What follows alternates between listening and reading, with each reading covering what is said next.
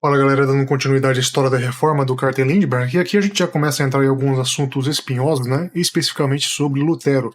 O mais interessante da discussão que envolve o início do livro aqui é que ele começa a discussão sobre Lutero tratando Lutero como o primeiro, né, como aquele que iniciou de fato toda a reforma, sendo que isso já foi debatido, já foi rebatido, né, já foi explicado, esclarecido por vários historiadores e também por vários reformados, né. Lutero, obviamente, ele pegou o mote inicial da justificação pela fé e estabeleceu isso enquanto doutrina. Ele foi o primeiro. Só que ele não foi o primeiro reformador, tendo em vista que o critério de pré-reforma, antes da própria reforma iniciada no âmbito da cultura alemã, germânica da época, já se deu início também dentro de uma discussão latina, né? Ou, portanto, no sul da Europa. Daí que a gente tem também aquela divergência, aquela separação comum de que, na verdade, todo o bojo da reforma protestante foi uma tentativa de separação política do norte europeu do sul europeu, né? Que, na verdade, depois simbolizou, de fato, uma separação definitiva. Acontece que essa separação é tratada pelo autor enquanto um critério eminentemente religioso. Ele não trabalha muito bem as ideias políticas, tá? O que é uma pena. Uma pena. Ele poderia tratar, sim, de uma forma mais abrangente as divergências políticas que também deram início à própria reforma. Ele se limita a falar do renascentismo, probleminhas lá com os camponeses, ele fala da guerra dos camponeses, mas muito superficial mesmo. A impressão é que ele quer focar nas divergências doutrinárias, de credo, etc., não abraçando a ideia da revolução popular, da ideia da revolução campesina, do campesinato revolucionário, para ele também não ser confundido enquanto marxista, né? E inclusive faz uma crítica bem leve quanto a isso. Só que se a gente estuda a matéria, se a gente estuda o que é falado, se a gente estuda esse tipo de conduta histórica desde a reforma, a gente vai entender também que esse monopólio do discurso marxista atual não se aplica àquela época. E isso daí ocorre também por Mantzer, né? Se você analisa as condutas de Mantzer, que foi um dos reformadores famosos, que na verdade foi adotado pelo marxismo, só que isso daí a gente vai conversar em outro vídeo, tá?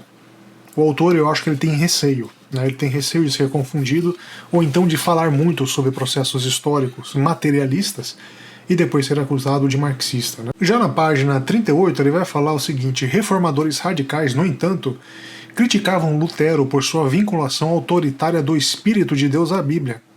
Vou repetir: vinculação autoritária do Espírito de Deus à Bíblia, e pela suposta vida fácil que levava. O boêmio, né? Ele tinha essa fama de boêmio, inclusive. Reclamando de que o reformador vivia um belo quarto, bebia e se divertia com colegas, usava um anel de ouro, que na verdade é um simbolismo também que decorria de uma categoria clerical, era uma das características mais evidentes, e era pago pelos sermões que pregava. Ou seja, ele se deslocava a determinada cidade na região germânica, e lá ele era remunerado. Disso ele fala que as discussões que decorrem desse tipo de conduta é de que ele precisa ser remunerado, tendo em vista que ele está, na verdade, fazendo a propagação, ou seja, pregando a boa nova. Então ele seria um evangelista itinerante, e precisava se manter, precisava se sustentar para isso. Outros reformadores, contudo, viam isso com desconfiança pelo simples fato de que quando você tem o germe, o início do discurso reformista, esse discurso nasce também pela deflagração de desconfiança com relação ao próprio clero, que era uma das elites, com a aristocracia, com a nobreza, empurrando então de baixo para cima a ideia da burguesia, né? Utilizando aí termos correntes, ou seja, dos pequenos comerciantes que começaram a se enriquecer pelo comércio usual, passando então a ideia de desvinculação da igreja, tendo em vista que a igreja estava atrelada à aristocracia, à nobreza, à monarquia, etc, etc. Por isso que alguns teóricos católicos falam que a reforma protestante, na verdade, foi o germe da Revolução Russa. Foi o nascedor, o primeiro contato, né, do campesinato com aquilo que foi a revolta a uma elite esclarecida, considerada elite esclarecida, ou então uma elite endinheirada, né? Isso é trabalhado pela obra, mas não de forma efusiva, tá? O autor ele tenta mesmo se afastar um pouco desse tipo de discussão. O que ele fala aqui depois? Mulheres, e aqui o mais interessante, né, que a gente começa já a trabalhar a ideia da abertura também de púlpito, né? Mulheres luteranas, tendo posto toda a vergonha de lado, agem com tamanha audácia, isso aqui é falando Hus, que usurpam para si o direito e ofício do ensino público nas igrejas. Então já naquela época, na época de Lutero, por influência de Lutero, as mulheres estavam então assumindo uma posição de destaque, utilizando-se das igrejas influenciadas por Lutero para então começar o ensino. O ensino o quê? O ensino também eclesiástico. O ensino que era então, por substituição, aquele exclusivo do magistério. E aqui ele continuou, o próprio Lutero ensina que também as mulheres são verdadeiras ministras cristãs. A ideia, então, nascida então por parte de Lutero, seria do igualitarismo absoluto, também na ideia do magistério, também na ideia de mestres do ensino religioso, extensivo então às mulheres, que hoje descamba no fortalecimento de um discurso feminista interno luterano. Se você pesquisar aí, você vai ver que o discurso feminista interno luterano europeu é fortíssimo, muito forte, chegando ao ponto, inclusive, de ser criticado, de ser combatido por outras vertentes reformadas, a exemplo do calvinismo presbiteriano ou puritano europeu. O que ele fala depois na página 40? Né? O iluminismo, de muitas maneiras sucessor do pietismo, tinha Lutero principalmente como o grande libertador alemão do autoritarismo e herói da liberdade. Não apenas no campo da religião, mas em todas as áreas da vida. Segundo declarou Louis Blanc, sociólogo francês do século XIX, quem ensinar o povo a questionar o Papa irá levá-lo também, irresistivelmente, a questionar o rei. Então a gente já tem aí o germe da Revolução Francesa. Discursos aí correntes que influenciaram claramente a conduta da Revolução Francesa. Daí que a gente tem essa vinculação automática do papado e da realeza, ela serviu também para a desvinculação anglicana, né? Tendo em vista que você fazer a sucessão apostólica de uma igreja anglicana desvinculada da realeza significaria também uma independência da influência eclesiástica vinda de Roma. Uma influência eclesiástica o quê? Italiana, latina, que influenciou o sul da Europa. Daí a gente tem novamente a divisão, né, a separação norte e sul da Europa. E aqui ele continua que uma das etapas predominantes do iluminismo é a de Lutero desafiando o Papa e o imperador na Dieta de Worms, de 1521. Essa mudança de ênfase da teologia para a pessoa de Lutero se encaixou perfeitamente com a teoria histórica do grande homem, segundo a qual desenvolvimentos históricos, e aqui a gente já entra na dialética, tá? Ocorrem em termos de indivíduos indispensáveis, ou seja, grandes mentalidades que fazem a vinculação de um povo, ou então de uma revolta, de um campesinato, de alguém que depois se coloca enquanto oprimido. Aí a gente já entra no discurso político, tendo em vista que a ideia, inclusive, da formação de opressor e oprimido é um discurso fictício, né?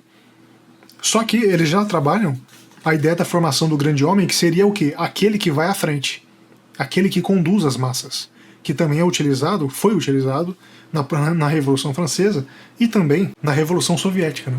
Isso que é o mais interessante. Por isso que existe de forma tão corriqueira a vinculação da conduta iniciada por Lutero, de questionamento específico do papado da realeza, dessa conduta ter levado ao fim e ao cabo as revoluções sangrentas. Né? Isso daí é tratado em várias obras. Depois dessa discussão, né, sobre a influência política, social de Lutero, que é trabalhada de uma forma muito, muito resumida pelo autor, infelizmente, ele fala o seguinte, página 43. Historiadores de ideias e da igreja advertem que a ênfase na história social pode dar a impressão de que a motivação religiosa era um assunto meramente privado, desvinculado, por assim dizer, de questões reais. A explicação da reforma em termos de sua aparente utilidade política a serviço de príncipes e interesses comunais ignora o fato de que compromissos religiosos poderiam ser claramente contrários a interesses egoístas de natureza social e política. A meu ver, essa afirmação aqui é absolutamente irrelevante.